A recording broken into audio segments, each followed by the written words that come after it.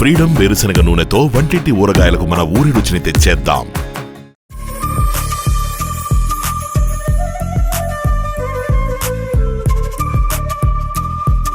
Hi hello, welcome to Suman TV. నేను మీ Roshan. So present మనం చెన్నైలో ఉన్నాం అనమాట. చెన్నైలో ఉంటే మనం అలనాటి తారల గురించి కానీ, లేకపోతే మన డైరెక్టర్లు, యాక్టర్లు, కమెడియన్లు ప్రతి ఒక్కళ్ళ కుటుంబాన్ని కూడా టచ్ చేసుకుంటూ వెళ్తున్నాం. కాబట్టి దానిలో భాగంగా ఈరోజు మనం ఒక మంచి కమెడియన్ అని చెప్పుకోవాలి. ఎందుకంటే ఏఎన్ఆర్ గారితో, ఎన్టీఆర్ గారితో, శోభన్ బాబు గారితో, కృష్ణ గారితో, చిరంజీవి గారితో, వెంకటేష్ గారితో, అంటే 2 జనరేషన్ హీరోలతో యాక్ట్ చేసి అందరిని మెప్పించి అద్రోహం అనిపించుకున్న the great great great great comedian Potti Prasad garu. నమస్కారం అయ్యా, నమస్కారం అయ్యా, నమస్కారం అయ్యా.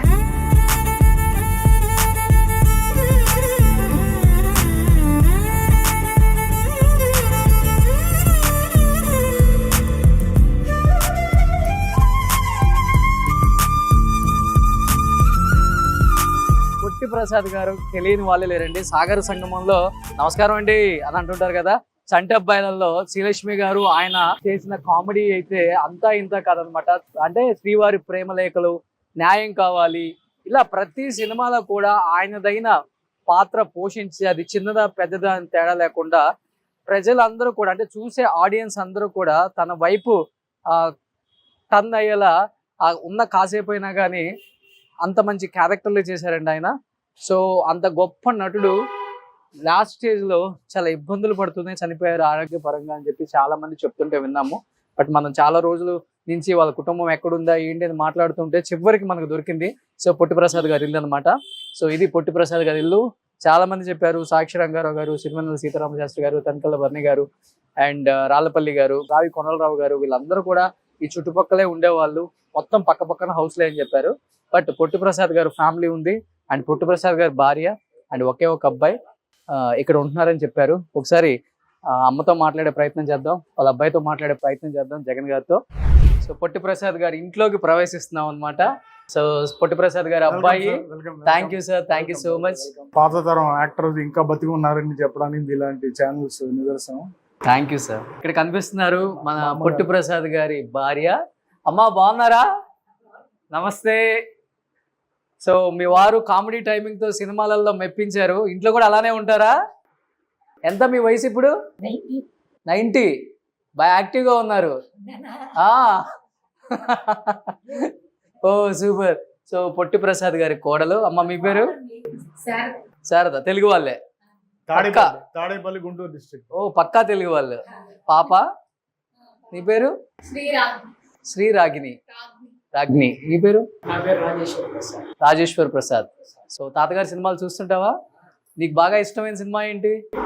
చంటబ్బాయి. ఒకసారి నువ్వు కూడా చంటబ్బాయిలో తాత ఒక డైలాగ్ కొడతారు, ఆ డైలాగ్ కొట్టు.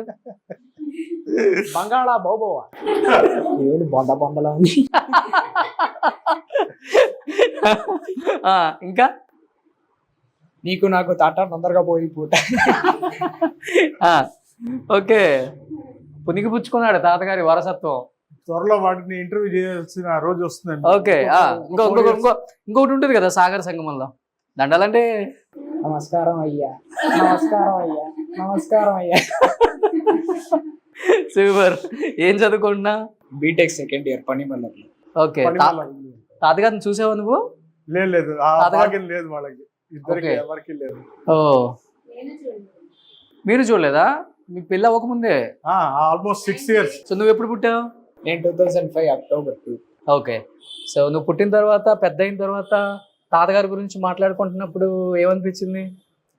ఓ మనం ఎంత గొప్ప వంశంలో పుట్టామా, గ్రేట్ గా ఫీల్ అయ్యాను. సూపర్. బట్ తాతగారి సినిమాలనే చూస్తావు? మా డాడీ చూపిస్తూ ఉంటారు అప్పుడప్పుడు, ఇలా అవ్వాలిరా నువ్వు కూడా. కాదు తాతగారు ఎంత గ్రేటో చూడు అన్నారు. ఏవి లేకపోయినా కూడా బ్యాక్గ్రౌండ్ అయినా కూడా ఎంత పేరుందో చూడు అని మోటివేట్ చేస్తుంటారు. ఓ సూపర్. సో మరి మీరు అయ్యారా ఏంటి? వాడికి చెప్పారు బాగుంది, మీ నాన్నగారిని చూసి మీరు మోటివేట్ అయ్యారు? యాక్చువల్ గా అయ్యేవాడిని, ఆయనే నన్ను చెడగొట్టారు వద్దని. ఆయన పడిన కష్టాలు నేను బాగుపడతాను. ఓకే. మ్యూజిక్ లో చాలా ఇంట్రెస్ట్, కీబోర్డ్ వాయిస్తాను. లీనియేజ్ వాడికి వచ్చింది అనమాట. వాడు సింగర్ అద్దగానే చెప్పాను, మీరు ఇంకో 4 years లో వాడిని ఇంటర్వ్యూ చేసుకుంటారు. ఓ సింగర్, పాడుతా తీయగాకి వెళ్ళాడు. ఓ సూపర్. ఒక మంచి పాట. రాసలీల వేళ రాయబార మేళ మాటే మౌనమై మాయ చేయలేనా రాసలీల వేళ రాయబార మేళ. వావ్, సకల కళ ఉన్నప్పుడు అయితే తాతగారు ఉన్నారు ఇక్కడే, మళ్ళీ పుట్టారు మీ వారు అనిపిస్తుంటది అప్పుడప్పుడు వీడిని చూసినప్పుడు. నా పేరు రాజేశ్వర్ ప్రసాద్ కదా, లాస్ట్ లో ప్రసాద్ అనేది మా తాతయ్య పేరు. పెద్ద కథ ఉంది దానికి, ఆ పేరుకి. ఓకే, రాజేశ్వర్ మా మామూలుగా పిలుస్తున్నాం. రాజేశ్వర్ అంటే మా అమ్మవారు పేరు రాజరాజేశ్వరి, ఇంట్లో పిలుస్తున్నాం. మీ పక్కా బ్రాహ్మిన్స్, సో అది ఫస్ట్ చెప్పాలి. రాజరాజేశ్వరి అవునవును. సో అది ఒక రాజేశ్వర్ వస్తుంది. ఎస్ రాజేశ్వరరావు గారు, మ్యూజిక్ డైరెక్టర్, కోటి గారు డాడీ.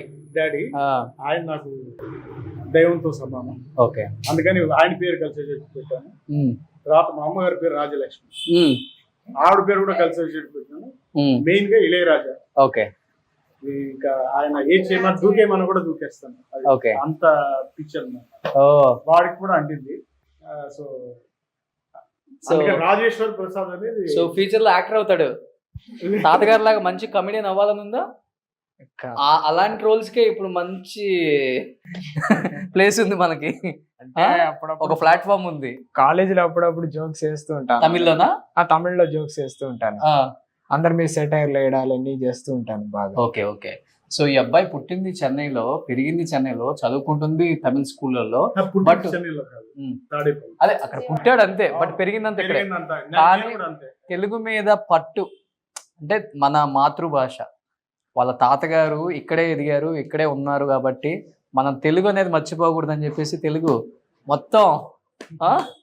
సూపర్. సో పొట్టి ప్రసాద్ గారు తెలియాలంటే ఒకసారి ఇప్పుడున్న తరానికి, ఇప్పుడున్న యంగ్ జనరేషన్ కి, ఇలాంటి వాళ్ళకి కూడా తెలియాలంటే, బీటెక్ చదువుతున్నావు కదా నువ్వు, అలాంటి వాళ్ళకి కూడా తెలియాలంటే ఇదిగో అక్కడ ఉన్నారు చూడండి.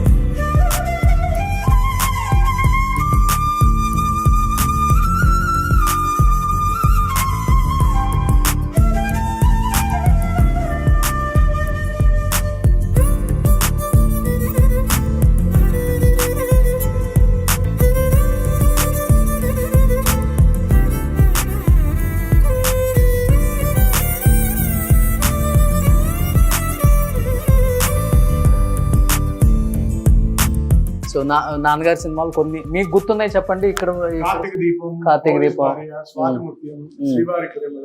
ఓకే, భక్త తుకారాం, ఓకే, తర్వాత ఇంకా మెయిన్ షీల్డ్స్ లేవు.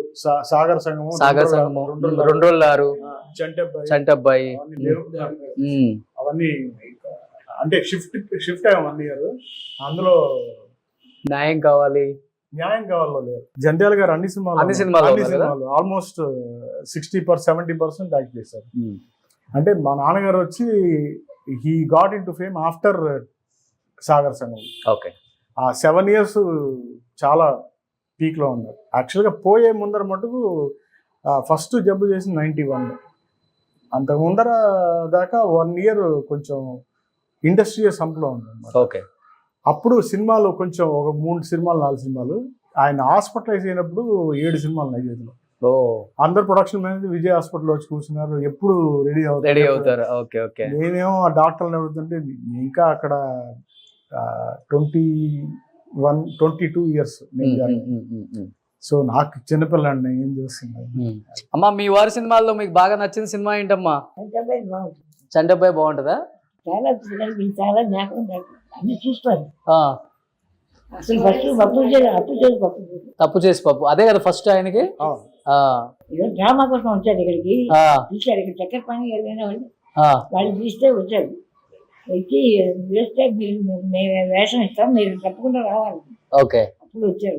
ఓకే, అప్పటి నుంచి ఇంకా విజయవాడ రాకుండా ఇక్కడే ఉన్నారు. మీరు భయపడ్డారా ఫస్ట్ లో? ఏమైందో అత్త ఉన్నది ఆవిడ లెటర్ రాస్తే మీరు లేకపోతే మేమే వచ్చేస్తున్నాం అంటే అప్పుడు రమ్మన్నారు. ఒక చిన్న ఇల్లు తీసుకుని కదా ముంగంపాకంట అద్దెకున్నారు. చిన్న ఇల్లే ఓకే, నేనే వచ్చింది. Super super. సో మీ వారు ఎప్పటికైనా పెద్ద సక్సెస్ అవుతారని మీరు అనుకున్నారు, నమ్మకం ఉంది. ఏదో భగవంతుడు దయ. సూపర్. సో మీ వారు ఎంత మాట ఉన్నామంటే భగవంతుడు దయ. అంతే. నాదేం లేదు, ఏమీ లేకుండా వచ్చాను. సగం కొరకు ఇప్పుడు వచ్చి ఖర్చు పెట్టుకున్నాం కానీ ఏం చేసి ఇక్కడికి వచ్చాక బాగుంది. సూపర్. ఏరియాకి వచ్చాక ఇల్లు అద్దెకున్నాం అక్కడ 17 ఏళ్ళు ఉన్నాం ఆ ఇంట్లో నుంగంబాకల్లో. అక్కడి నుంచి స్థలం కొనుక్కుని సూపర్. మీ వారి గురించి ఇంకా చాలా చాలా విశేషాలు షేర్ చేసుకోవాలి మీరు ఆడియన్స్ కి. ఆయన సినిమాల గురించి, ఆయన కష్టాల గురించి, ఆయన సక్సెస్ గురించి. ఆ. ఎప్పుడు సంపూర్ణ అంతే.